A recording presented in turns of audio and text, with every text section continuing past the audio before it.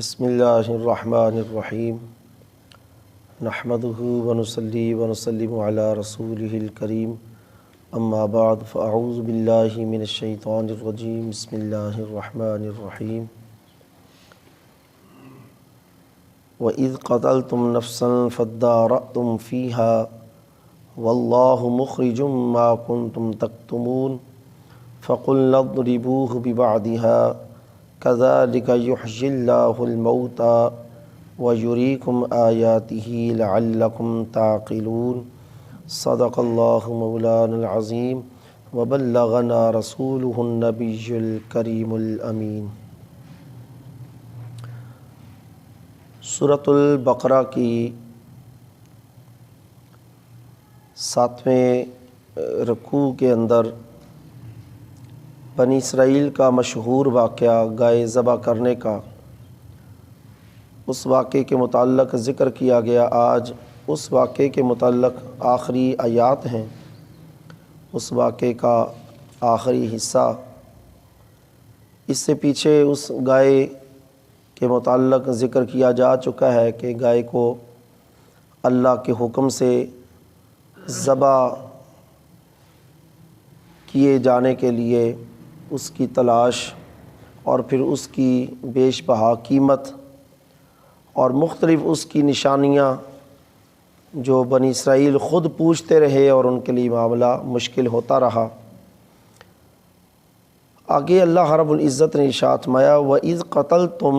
اور یاد کرو جب تم نے قتل کیا، نفساً، ایک نفس کو، کسی بندے کو، ایک جان کو، فَادَّارَأْتُمْ، تو تم ایک دوسرے پر الزام لگانے شروع ہو گئے، فیہا، اس قتل کے معاملہ میں، واللہ مخرجن، اور اللہ تعالیٰ ظاہر کرنے والا ہے، ما کنتم تکتمون، جس کو تم چھپاتے تھے۔ فقلنا، لہذا ہم نے کہا، اضربوہ، اس مقتول کو مارو، ببعضھا، اس گائے کا بعض حصہ، کذالک یحیی اللہ الموتى، ایسے ہی اللہ مردوں کو زندہ کرے گا، ویریکم آیاتہ، اور تمہیں اپنی نشانیاں دکھاتا ہے، لعلکم تعقلون، تاکہ تم عقل حاصل کرو۔ یہ آج جو آیت شروع ہو رہی ہے وَإِذْ قَتَلْتُمْ نَفْسًا،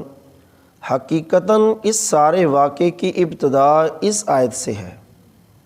ابتدائی آیت یہ ہے، اس واقعے کی ابتدا یہاں سے ہو رہی ہے، لیکن لفظاً یہ آیت مؤخر ہے اور معناً یہ آیت جو ہے یہ پہلے ہے۔ لفظاً مؤخر ہے، لفظوں کے اعتبار سے یہ آیت بعد میں آ رہی ہے، لیکن مفہوم اور معنی دیکھیں تو واقعے کی ابتدا یہاں سے ہو رہی ہے۔ اللہ تعالیٰ فرما رہے ہیں وَإِذْ قَتَلْتُمْ، یاد کرو جب تم نے قتل کیا، نفساً، ایک جان کو، یہ قتل کر کے پھر اس کا ایک دوسرے پر الزام لگانا شروع کیا، پھر معاملہ حضرت موسیٰ علیہ السلام تک پہنچا۔ وہ پچھلی آیات کا واقعہ اگرچہ لفظاً وہ پہلے ہے لیکن معناً اس آیت کے بعد ہے، معنوی طور پر اس آیت کے بعد ہے۔ لیکن ایسا طریقہ کیوں اختیار کیا گیا؟ اللہ تعالیٰ نے یہ آیات پہلے کیوں نہیں رکھی؟ واقعے کی پوری ایک ترتیب قائم رہتی، پہلے یہ آیات ہوتی وَإِذْ قَتَلْتُمْ نَفْسًا فَادَّارَأْتُمْ، قتل کر کے جب حضرت موسیٰ علیہ السلام کے پاس گئے،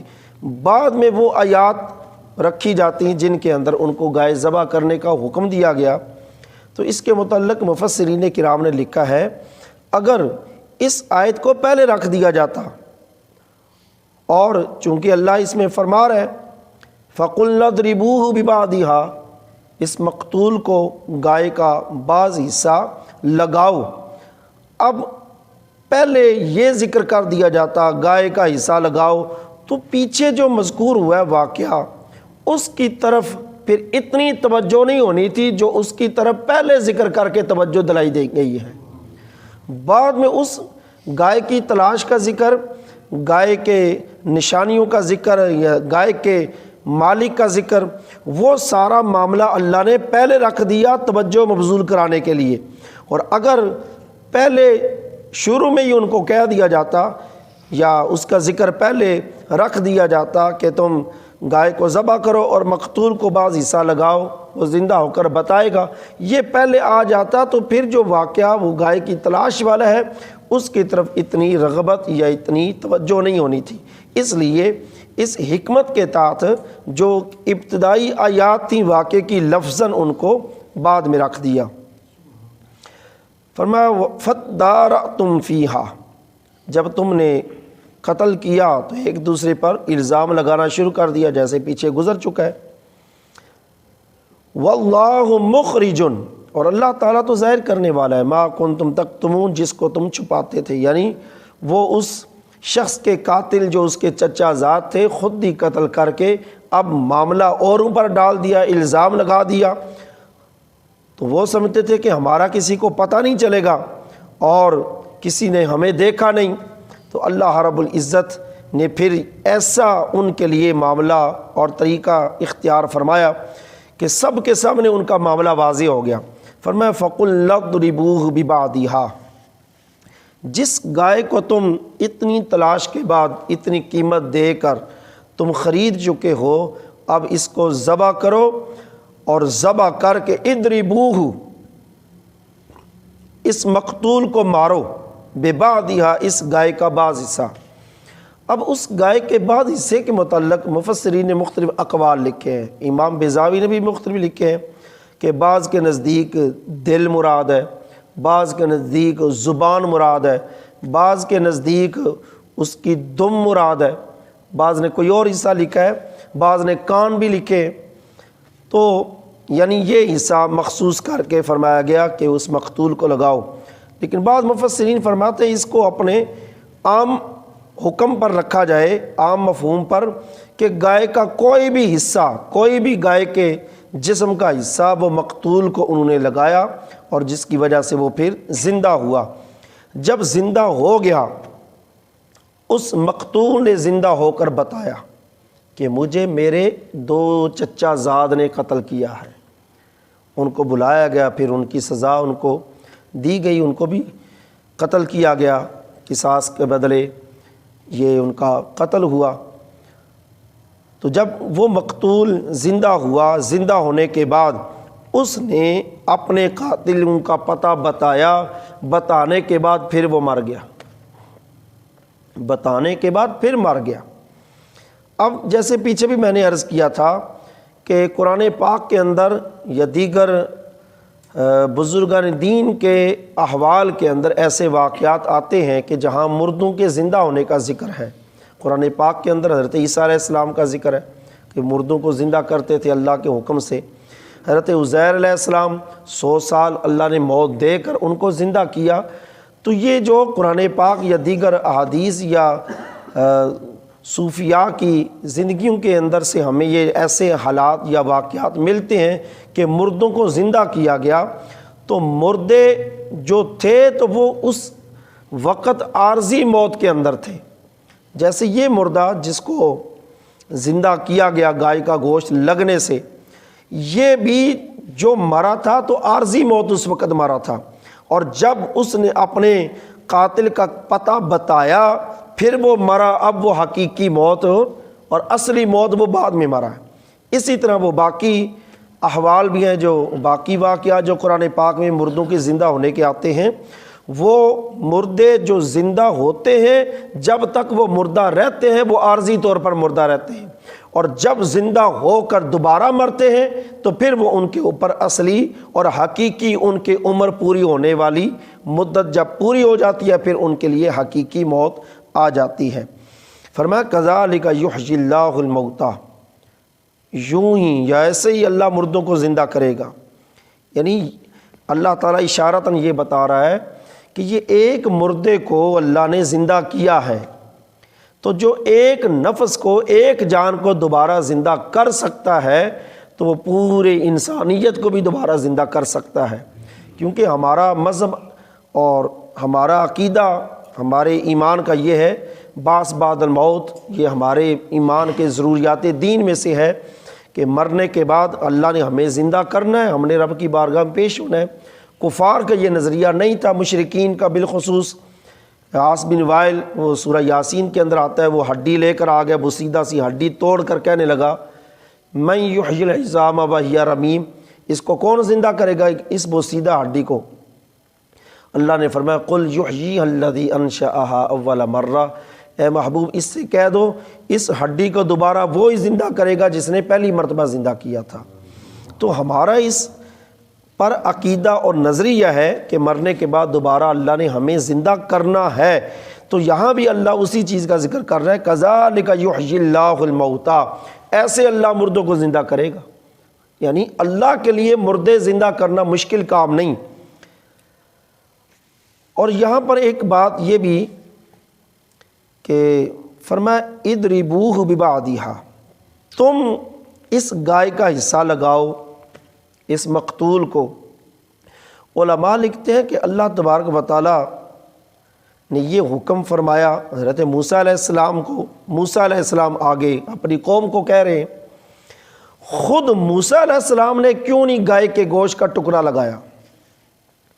یہ ان کو کیوں کہا گیا تم گائے کے گوشت کا کوئی ٹکڑا مقتول کو لگاؤ، وہ زندہ ہو کر بتائے گا قاتل؟ موسیٰ علیہ السلام نے خود نہیں لگایا۔ اس کی وجہ مفسرین لکھتے ہیں اگر موسیٰ علیہ السلام ٹکڑا گائے کے گوشت کا کوئی لگاتے مقتول کو، اسی قوم کے لوگوں نے یا جن کا معاملہ جھگڑا بنا ہوا تھا انہوں نے کہنا تھا کہ موسیٰ علیہ السلام تو جادوگر ہے، یہ تو ان کی سحر بازی ہے، یہ جادو ہے۔ اس لیے اللہ نے ان کے ہاتھوں سے کام کروایا کہ تاکہ اپنے ہاتھوں سے کریں گے پھر ان کو اور زیادہ یقین آ جائے گا۔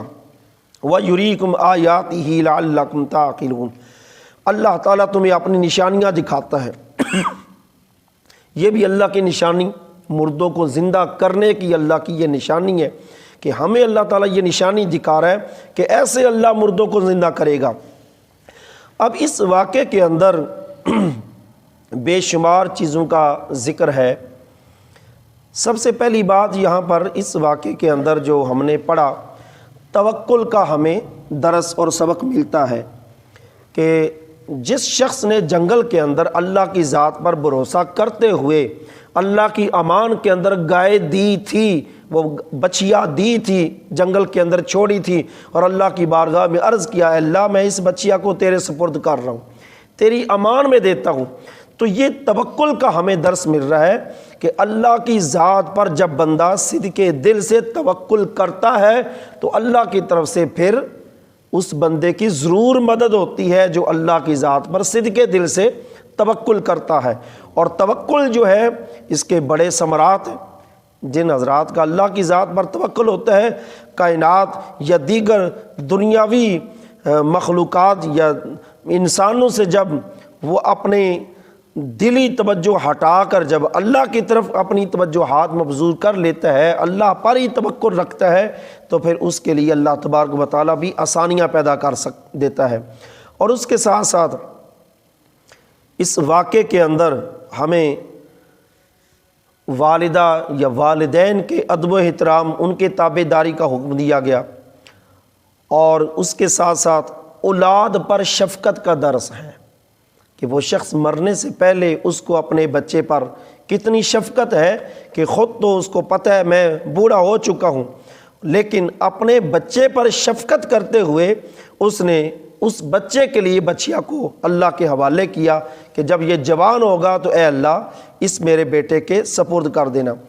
اور اس کے ساتھ ساتھ گائے کو تلاش کیا گیا، گائے کو خریدا گیا،